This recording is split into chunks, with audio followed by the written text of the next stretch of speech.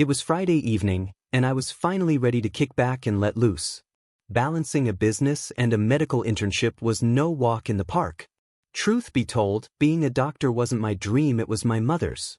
She had a way of steering my life, not with an iron fist, but with a gentle, loving hand. I made my own choices, sure, but I loved seeing her smile. I was not a mama's boy, but that woman was my everything. She pushed me towards medicine because she wanted to keep me away from computers, my first love. Back in high school, I had a little run-in with the school system. Let's just say I borrowed the final exam papers and shared them with my classmates. I didn't get caught, but a so-called friend of mine ratted me out. I was on the brink of expulsion until my mother swooped in, selling her jewelry to pay off the school. My father, always busy with his company and his affairs, never found out. That day, she made me promise never to do anything illegal again, terrified I'd end up in jail. "Zion, can I come in?" A knock pulled me from my thoughts. I was in my apartment, gearing up for a night out at the club. "Yeah, come in," I called, slipping on a black biker leather jacket over a simple white t-shirt. Fashion wasn't my forte. I wore what felt good unless my celebrity cousin Toby was around, of course. "The boys have caught the rat," said Reese, my business partner and childhood friend. Our dads had been pals forever, so we practically grew up as family. "Did he talk?" I asked, raising an eyebrow. He shook his head. "He's keeping his lips sealed, but he won't for long. I'm heading to the warehouse now." "You coming?" I sighed. There went my night. I would have asked Reese to handle it, but that wouldn't be fair. He was more hands-on in the business than I was. "Sure, you're driving," I said, putting on a watch. The drive to the warehouse took about 20 minutes, and as we entered, the atmosphere shifted. A young man was tied to a chair, flanked by two of our guys, looking like a deer caught in headlights. "Has he talked yet?" I asked, striding toward the bound man. "No," they replied, their faces a mix of boredom and irritation. I leaned in, gripping his jaw tightly. "You know what I hate most? Betrayal. You came to us looking for a job to support your family, and now you stab us in the back. I'm not going to ask who sent you, you're going to tell me yourself." I released his jaw, but he remained unfazed. "Where's the girl?" I asked one of our guys. "Eric picked her up, they're on their way." "Tell him to have his way with her before bringing her to her brother," I said, looking at Isaac. "No, not my sister. Please," Isaac begged, his eyes wide with panic. We smirked. "You should have thought about her before selling us out.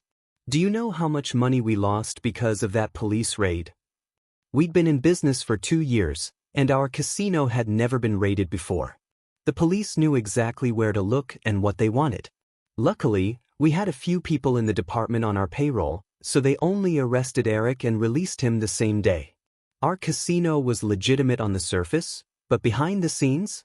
Let's just say we had our hands in a few shady dealings. I didn't consider myself a mafia boss or a gangster, just a businessman with a flair for the dramatic. "I'm sorry.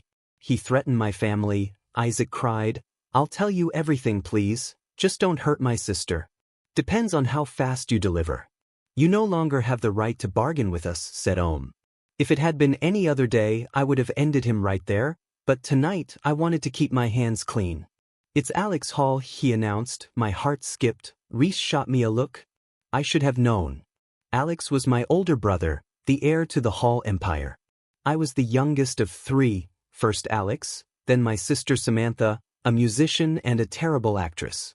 I should just call her an internet influencer. The last time she had a hit album, all her songs were written by Toby.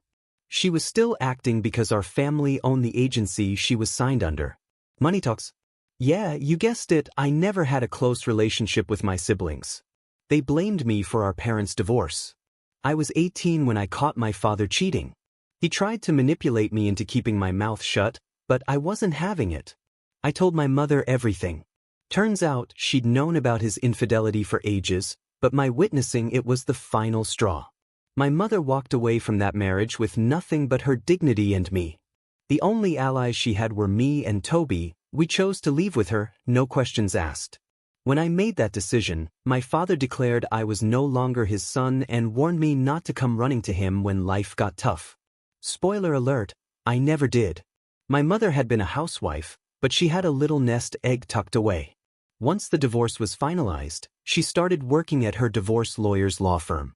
She and Uncle James claimed to be childhood friends, but I had my suspicions about their friendship.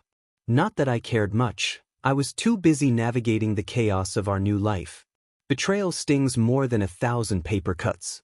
I resented my siblings for choosing dad over mom, but what really drove me to the edge was scrolling through social media and seeing their happy little family photos with his mistress.